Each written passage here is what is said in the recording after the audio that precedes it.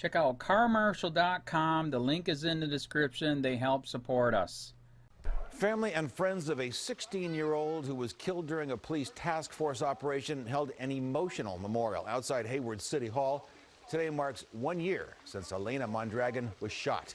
NBC Bay Area Sergio Quintana is live in Hayward. And Sergio, the family today also announced they're filing a federal lawsuit.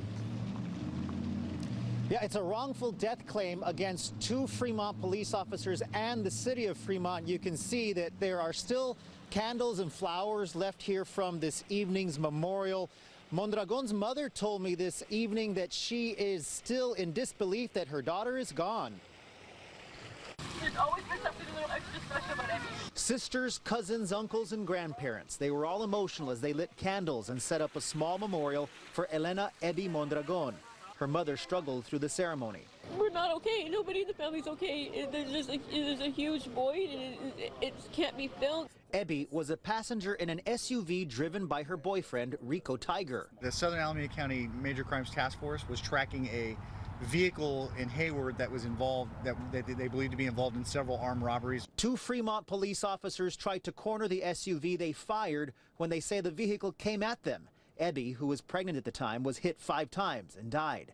At a news conference announcing a federal lawsuit, Attorney John Burris said the attempts to arrest Ebby's boyfriend was a botched operation. It is unconscionable, a violation of all police protocol throughout the United States, that you do not shoot into a moving car. After the gunshots, Ebby's boyfriend got out of the driver's seat and ran off. He was eventually arrested and is now being charged with trying to run down the 2 police officers and for the death of Ebby.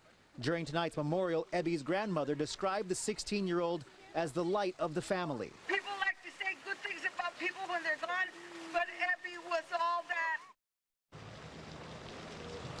Now, those 2 Fremont police officers have been cleared of any criminal wrongdoing by the Alameda County District Attorney's Office.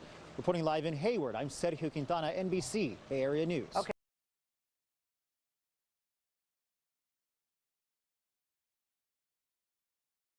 Cops murder innocent 16-year-old teen and her unborn baby, no charges, taxpayers held liable. The family of a 16-year-old girl who was shot and killed by police when officers opened fire on the car she was riding in, is now filing a lawsuit against the department after they claimed the driver of the car was responsible for her death. By Rachel Blevins, March 16, 2018. Hayward, California, a family is suing the city of Fremont and its police department 1 year after their 16-year-old daughter was shot and killed by police when officers opened fire on the car she was riding in, and the department blamed her death on the driver.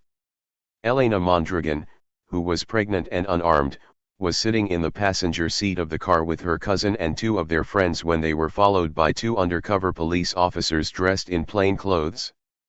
The officers, who were also driving an unmarked car, claimed that one of the boys in the group, Rico Tiger, 19, was a suspect in multiple armed robberies and the BMW they were in was a stolen car. While the officers were already conducting surveillance around the apartment complex and they claimed they intended to confront their target before he left the area, their plan failed. Because the officers were in plain clothes and they were driving what appeared to be a regular car, the driver of the car Mondragon was in claimed the group thought they were being followed or robbed, so they began to accelerate to get away from the other car. Fremont Sergeant Jeremy Misquela and Detective Joel Hernandez responded by opening fire on the vehicle, and they used their AR-15s to fire a multitude of bullets at the vehicle. While they did not strike their intended target, they did hit Mondragon. In a statement reported by NBC Bay Area, John Burris, an attorney for the family, criticized the fatal decisions made by the officers. Shockingly, officers engaged in a series of egregious tactical errors and contravened their training and basic common sense, which resulted in an outrageous loss of innocent life, Burris said. He also called out the Alameda County District Attorney for charging Tiger with Mondragon's murder while refusing to file charges against the 2 officers who actually killed her and who acted with reckless disregard for department policy, safe tactics, and human life.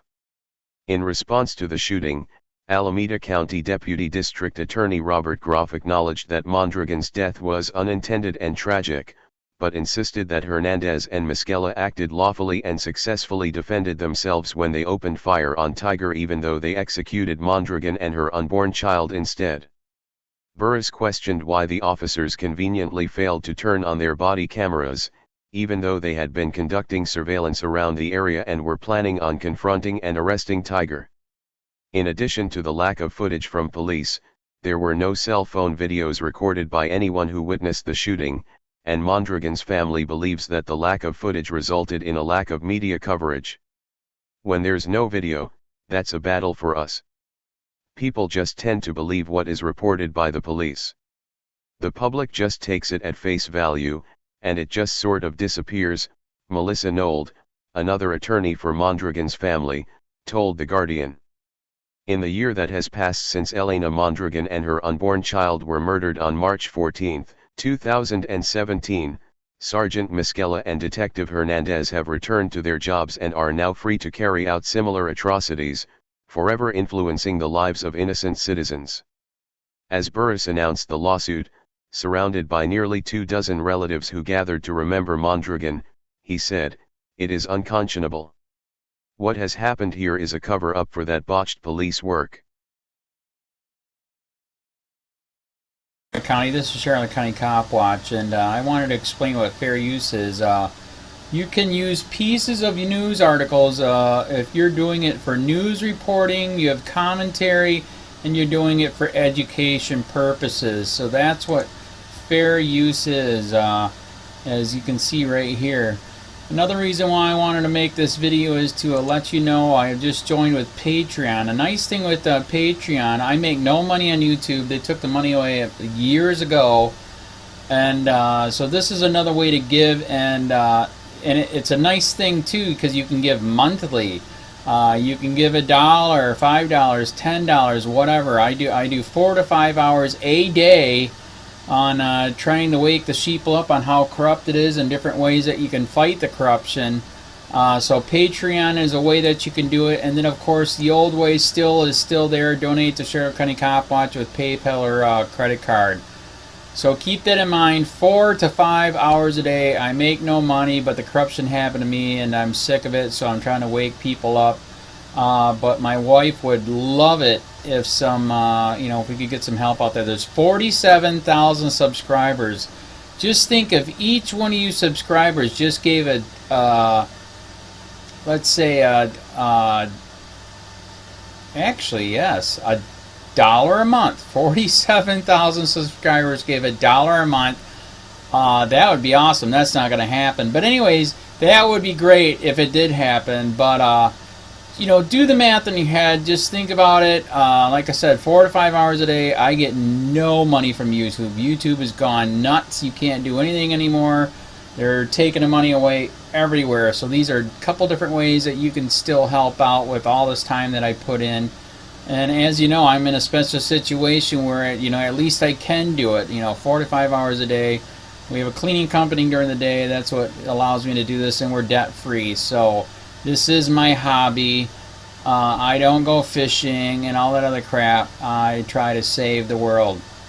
So help me out to make the wife happy, man. In fact, if you guys did give $1 a day, and there was 47,000 of you, and you did it, and each of you gave $1, and that was every month, oh my God, yes, I could quit. I could start suing them. Another idea too that we have is if I got some funds, we could actually contact everyone that has been ticketed and or arrested and put in jail and start sending them postcards to let them know we're here, and to see if everything went all right, and if it didn't, find out their story. So we could even do more investigations and more lawsuits. Lawsuits take money.